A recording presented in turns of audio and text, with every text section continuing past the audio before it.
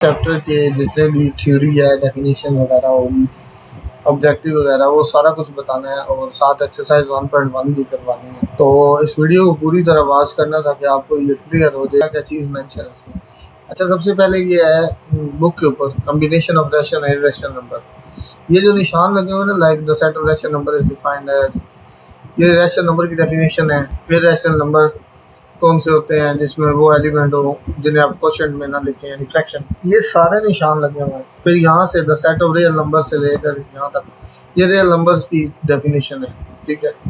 फिर उसके बाद ये नीचे हमारे पास स्केच बना हुआ है, सिर्फ ऐसे पढ़ लेना है कि रैशनल नंबर के अंदर दो तरह के होते हैं, टर्मिनेटिंग और non terminating, recurring decimal number. Irrational ये होते हैं। आगे फिर इनकी टाइप्स बताई हुई हैं, टर्मिनेटिंग कौन से होते हैं, उसकी एग्जांपल ये निशान लगे हुए हैं। आपने सिर्फ और सिर्फ ना इसको मतलब याद करना है। टर्मिनेटिंग वो होते हैं जिनका डेसिमल पार्ट एंड हो जाता है, यानी 1 2 3 4 5 डिजिट के बाद एंड हो जाए। उसके बाद नॉन टर्मिनेटिंग जिसमें एंड ना हो, डॉट डॉट डॉट हो। अगर 3 रिपीट हो रहा है बार बार तो हम 3 के ऊपर, अब जिस तरह ये 1666 है, अब 1 एक दफ़ा आया, 6 बार बार आ रहा है तो 6 के ऊपर बार आया, तो इस तरह से। फिर ये आपके पास ये रिमेंबर याद रखना कि ये वैल्यू होती है एलन नंबर की। कैलकुलेटर से ये सारे जो हैं वो ये बताए हुए हैं, पाई की क्या वैल्यू है, √2 की क्या वैल्यू। ये एक्सरसाइज सबसे पहले एक्सरसाइज 1.1 हमारे पास सबसे पहले आ गया। अच्छा, इसमें पहला क्वेश्चन है कि आइडेंटिफाई करें कौन सा रैशनल है कौन सा इरेशनल है। देखें, जो भी नंबर रूट में आएगा ना, लाइक ये नंबर रूट में आ रहा है, रूट रूट रूट। अब मेरी बात सुनिए, जो भी रूट में आएगा ये कोई स्पेशल सिंबल आएगा, लाइक ई आ गया, पाई आ गया, वो रैशनल हो। बाकी सारे रैशनल होंगे। अब जैसे ये है, ये ना रूट में तो नहीं है ना कोई स्पेशल सिंबल है, ये रैशनल, ये भी रैशनल, ये भी रैशनल। अच्छा, ये इरेशनल है। अब ये रैशनल क्यों है मैं उसकी रीजन बताता हूँ। रैशनल की दो टाइप्स होती हैं, मैंने अभी ऊपर यहाँ पे। रैशनल में टर्मिनेटिंग होते हैं और नॉन टर्मिनेटिंग एंड रिकरिंग होते हैं, ठीक है। नॉन टर्मिनेटिंग जो खत्म ना हो, रिकरिंग मीन जो सेम रिपीट हो डेसिमल पार्ट्स। या अब यहाँ देखिए खत्म हो गए हैं, ये रैशनल है। जो खत्म हो जाना है टर्मिनेटिंग वो रैशनल। बार मीन्स रिपीट है, ये भी रैशनल। अब ये पॉइंट के बाद डिफरेंट डिफरेंट डिजिट आ रहे हैं, रेपिटेशन नहीं हो रही, रिकरिंग नहीं है, तो फिर इरेशनल है। रूट में आ गया इरेशनल, स्पेशल सिंबल आ गए इरेशनल, रूट रूट। अब यहाँ पे देखें फ्रैक्शन सॉल्व किया, इसका आंसर आया जो भी आया, फॉर एग्जांपल 3.75 आया, तो फ्रैक्शन खत्म होगी और डेसिमल पॉइंट का रैशनल। अब इन दोनों को जब सॉल्व करेंगे तो ये बनेगा 4 - 2 × 2 आ जाएगा। 2 एक रैशनल नंबर है, ये नीचे आया। फिर है जी, आपने नंबर्स को नंबर लाइन पे शो करना है, वो क्वेश्चन हम बाद में करते हैं। अच्छा, उसके बाद हमारे पास क्वेश्चन नंबर 3 है, वो भी बाद में करते हैं। क्वेश्चन नंबर 4 पे आ गए। Name the property use in the following. कौन कौन सी प्रॉपर्टी यूज की गई है इनमें। a+4 + b = a+4 + b। देखिए ऑर्डर चेंज नहीं हुआ, पहले a है फिर 4 है फिर b है, दोनों में सिर्फ ब्रैकेट चेंज हुई है। तो जब 3 नंबर आ रहे हो तो वो एसोसिएटिव प्रॉपर्टी होती है। अगर एडिशन का साइन है तो विद रिस्पेक्ट टू एडिशन, या ओवर एडिशन, या अंडर एडिशन, ठीक है। अब यहाँ पे दो वैल्यूज हैं 2 3 रूट में, और इधर उल्टे हुए हैं, तो दो तो कम्यूटेटिव प्रॉपर्टी होती है। और कम्यूटेटिव में क्या होता है कि a + b = b + a, यानी और जगह चेंज करने से रिजल्ट चेंज नहीं होता। तो ये एडिशन है तो विद रिस्पेक्ट टू एडिशन लिख लें, या ओवर एडिशन लिख लें, या अंडर एडिशन लिख। इसी तरह 3x - x = 0, यानी एक नंबर को उसी के एडिटिव इनवर्स के साथ हमने ऐड किया तो 0 आंसर आ गया, तो ये एडिटिव इनवर्स होता है, x का एडिटिव इनवर्स -x, ठीक है। और ये डिस्ट्रीब्यूटिव प्रॉपर्टी होती है। दो ऑपरेशन यूज हो रहे हैं, जैसे अंदर एडिशन हो रही है, बाहर मल्टीप्लिकेशन हो रही है। अगर a लेफ्ट साइड से मल्टीप्लाई हो रहा है, ये लेफ्ट साइड है ना आपकी, तो अगर a इस तरफ से मल्टीप्लाई हो रहा है तो इसे लेफ्ट डिस्ट्रीब्यूटिव प्रॉपर्टी कहेंगे। लेकिन अगर ये यहाँ लिखा होता c के बाद ब्रैकेट के बाहर, तो इसे राइट डिस्ट्रीब्यूटिव कहते हैं। फिर उसके बाद 16 में 0 प्लस करने से कोई रिजल्ट नहीं बना, तो ये 0 यहाँ पे एडिटिव आइडेंटिटी है। 100 को 1 से मल्टीप्लाई करके कोई रिजल्ट नहीं चेंज हुआ, तो 1 जो है वो मल्टीप्लिकेटिव आइडेंटिटी है, ठीक है। ये बिल्कुल सेम है, वही चीज़ है पहले वाली, सिर्फ एडिशन थी, ये मल्टीप्लिकेशन है। ab = ba, वहाँ था ना इन दोनों को प्लस करके उल्टा लिखा था, यहाँ मल्टीप्लाई करके, तो कम्यूटेटिव प्रॉपर्टी है विद रिस्पेक्ट टू मल्टीप्लिकेशन। फिर उसके बाद क्वेश्चन नंबर 5 है, वो प्रॉपर्टी लिखें। इसमें प्रॉपर्टी यहाँ पे ना इनइक्वालिटीज आ गई। वो कह रहे हैं कि -3 is less than -1, this implies 0 is less than 2। Common sense है, यहाँ पे 0 लाना। तो 0 लाने के लिए दो तरीके हैं, या तो ये -3 इधर से इधर लेंगे, जब ये इधर आएगा ना तो रिजल्ट भी इक्वालिटी है, -3 इधर आके +3 होगा, इधर 0 रहेगा, तो -1 + 3 तो 2। तो ये एडिटिव प्रॉपर्टी है, कुछ ऐड तब ये रिजल्ट होगा। ये a लेस देन b था ना, अगर हम इसे रेसिप्रोकल में लिखते हैं यानी 1/a, तो जब रेसिप्रोकल लेते हैं तो इनइक्वालिटी का साइन चेंज हो जाता है। तो ये रेसिप्रोकल प्रॉपर्टी ये पीछे दी हुई है बुक के शुरू में, ये आपने वहाँ से सारी प्रॉपर्टीज पढ़नी है, कुछ क्वेश्चन नया कुछ नहीं। उसके बाद ये थर्ड है, अगर a b से लेस हो तो फिर a + b is less than b + c, a + c is less than b + c, यानी वही दोनों है, सिर्फ c ऐड, तो एडिटिव प्रॉपर्टी। अब ac is less than bc, अब यहाँ कंडीशन होती है, अगर c यहाँ पे कोई पॉजिटिव नंबर होगा तो फिर ये साइन सेम रहेगा। अगर c नेगेटिव नंबर होगा तो यानी जब a और b नेगेटिव नंबर से मल्टीप्लाई होती है, तो अगर c ग्रेटर देन 0 होगा तो फिर c आप कैंसिल भी कर दो तो a is less than b। लेकिन अगर c लेस देन 0 होगा, जैसे कि ये क्वेश्चन आ गया नेगेटिव नंबर, तो फिर अगर कैंसिल भी कर देते हैं, लेकिन कैंसिल करने के बाद की बात है साइन तो आ गया, इनइक्वालिटी की डायरेक्शन क्या हो जाती है, चेंज। तो ये दोनों मल्टीप्लिकेटिव प्रॉपर्टीज है, लेकिन डीपली मैं समझा रहा हूँ कि इसमें ग्रेटर क्यों है, इसमें less. Either a is greater than b और इक्वल टू b और लेस देन b, ये ट्राइकॉटमी प्रॉपर्टी है, इसमें 3 रिजल्ट होते हैं दो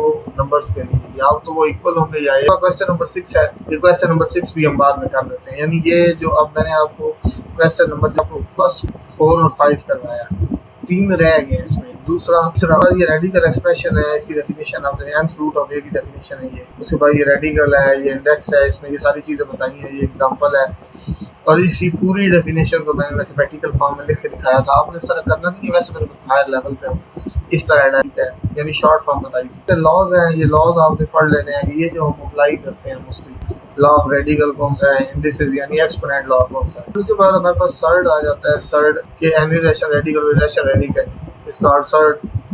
आगे ये एग्जांपल दी हुई है कि अगर हम किसी रेशन नंबर का रूट लें तो ये जो टर्म है, ये जो फॉर्म है, इसमें a को रेडिकेंड या बेस बोलते हैं, बात एक्सपोनेंट बोलते हैं जो उसका रूट है।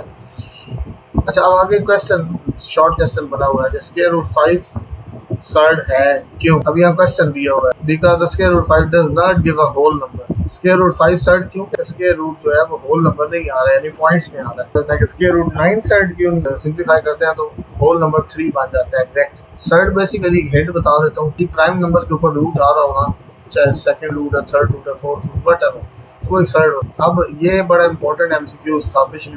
पाई जो है ना, पाई इरेशनल नंबर होता है खुद से, और सर्ड की डेफिनेशन पड़ी है कि रूट के अंदर जो भी यहाँ पे होगा वो रैशनल नंबर, रेडिकेंड जो बेस होता है। अब ये सर्ड क्यों नहीं है, क्योंकि ये अंदर इरेशनल नंबर आ रहा है और अंदर रैशनल, दोनों आगे लिखा हुआ है every surd is a rational irrational number but every irrational number is not a surd. जैसे कि ये हो गया, ई भी है, ई रूट। अगर कुछ टाइप्स हैं सर्ड्स की, ये कुछ इम्पोर्टेंट मैंने वैसे बताया हुआ है, उसी का है सर्ड का, सर्ड की एग्जांपल है जो ऊपर डेफिनेशन पड़ी है कि अगर we take the nth root of any rational number then nth root of is a surd.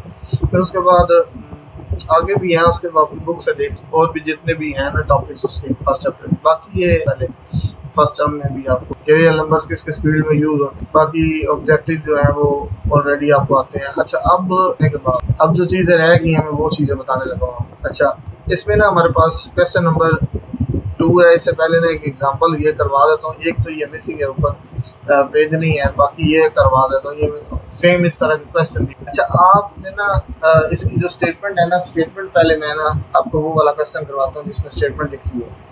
तो यहाँ पे ये क्वेश्चन तो हमारे पास है, क्वेश्चन नंबर 2 पहले नंबर लाइन। क्वेश्चन नंबर 3 है कि express the following as a rational number, इस फॉर्म में कन्वर्ट करें where p and q are integers. यहाँ पे पूरी स्टेटमेंट नहीं लिखी हुई है, and q is not equal to 0, यहाँ आना है 0.4 बार, 4 के ऊपर बार है। आप पहले इसको लेट करेंगे x के फर्स्ट इक्वेशन, फिर इसको ओपन करेंगे, यानी 4 बार का मतलब है 4 4 4, 3 दफा लिख के 3 डॉट्स लगाने इक्वेशन 2। अब आपने वैल्यू फाइंड करनी है इस 0.4 बार की वैल्यू। तो आप क्या करोगे, सिंपल, ये जो इक्वेशन 2 है ना, आपने देखना है पॉइंट के बाद कितने डिजिट्स थे, एक डिजिट है ना, अगर एक डिजिट होगा तो फिर 10 से मल्टीप्लाई करेंगे, इसी का 2 डिजिट होते हैं तो फिर 100 से, अगर पॉइंट के बाद 3 डिजिट तो 1000 से।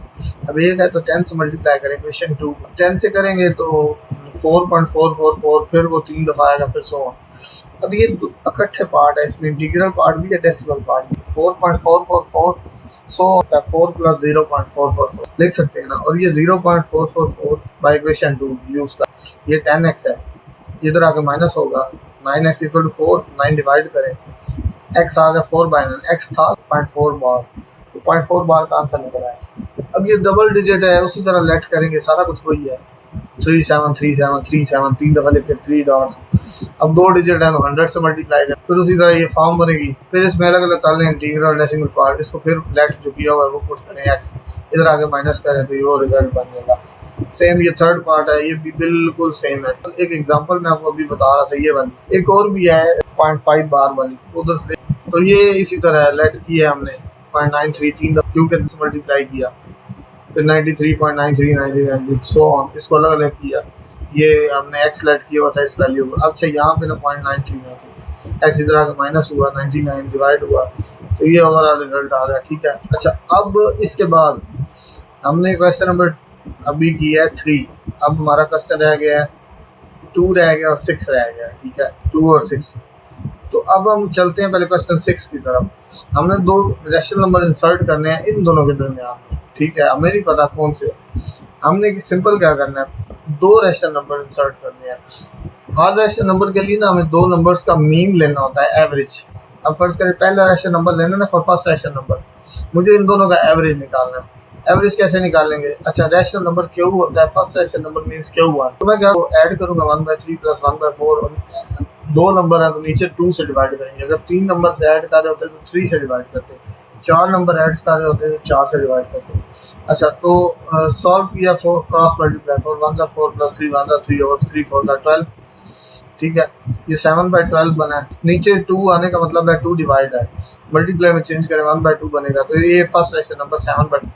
इसका मतलब है कि ये 2 नंबर थे ना, फर्ज करें मैं समझा, एक लाइन है, फर्ज करें यहाँ से लेकर यहाँ तक एक लाइन है, यहाँ से लेकर यहाँ तक एक लाइन है, पहले यहाँ पे था 1/3 और यहाँ पे था 1/4, अब उन दोनों के दरमियान में एक नंबर आ गया 7/24। ये अब मुझे सेकंड रेशनल नंबर निकालना है। अब जैसे मैं बता चुका हूँ कि पहला नंबर था 1/3, दूसरा नंबर था 1/4, उन दोनों के दरमियान आ गया 7/24। अब मुझे दूसरा रेशनल नंबर निकालना है, तो या तो मैं 7/24 और 1/3 के दरमियान में निकाल लूंगा, या मैं 7/24 और 1/4 के दरमियान निकालूंगा। तो पहले मैंने एवरेज मैंने फाइंड कर लिया है 1/4 और 7/24 का एवरेज, मींस ये 1/3 था, ये 1/4 था, इन एवरेज निकाल लिया। सेकंड रेशनल नंबर इन दोनों को ऐड करके 2 पे डिवाइड करूंगा, सॉल्व करूंगा, 24 1 24 28 और 96 सॉल्व करके, तो ये दूसरा रेशनल नंबर आ गया।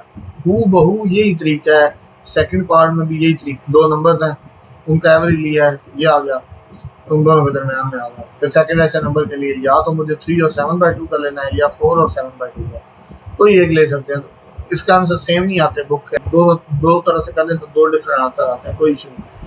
तो एवरेज लिया, सेकंड रेशनल नंबर आ गया। ठीक है, थर्ड भी इसी तरह है। अच्छा थर्ड के बाद ये सारा आपके पास है नोट्स।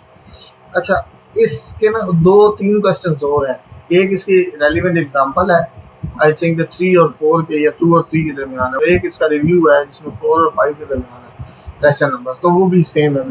ठीक है, अब एक क्वेश्चन रह गया आपका, वो रह गया नंबर लाइन वाला क्वेश्चन। अच्छा उससे रेलिवेंट ना मेरे पास वीडियो भी है, मैंने उसमें लाइव बना के भी समझाया हुआ था एक क्वेश्चन, वो मैं आपको सेंड कर दूंगा लिंक उसका। बाकी या मैं वीडियो के एंड पे ना वो उसका लिंक शेयर कर दूंगा उस वीडियो का, ताकि आप वीडियो जब एंड पे पहुंचेंगे तो आप वहाँ से क्लिक करेंगे और उस वीडियो पे चले जाएंगे। ठीक है, तो यहाँ पे ना अब ये नंबर लाइन वाला क्वेश्चन आ गया, रिप्रेजेंट द फॉलोइंग नंबर और नंबर लाइन। पहले इसके √2, उसका आंसर आपने देखना है कैलकुलेटर, एक डिजिट रखना है डेसिमल पार्ट, ये 1.4 बनता है, आगे 100 ऑन छोड़ दो उसको। तो आपने सिंपल आपने लाइन लगानी है, ये √2 है ना, तो इसके लिए थोड़ी डिफरेंट टेक्निक, तो रूट पता डिटेल है काफ़ी, तो वो जब आप वो देखेंगे ना वीडियो, उससे भी आपको आइडिया हो जाएगा। तो इन दोनों पार्ट्स को मैं बाद में समझाता हूँ। पहले ये देखें 4 × 1/3, आपने सिर्फ ये देखना है कि इधर क्या आ रहा है, 4 आ रहा है ना इधर साइड पे, और +4 है, यहाँ माइनस नहीं है। तो आपने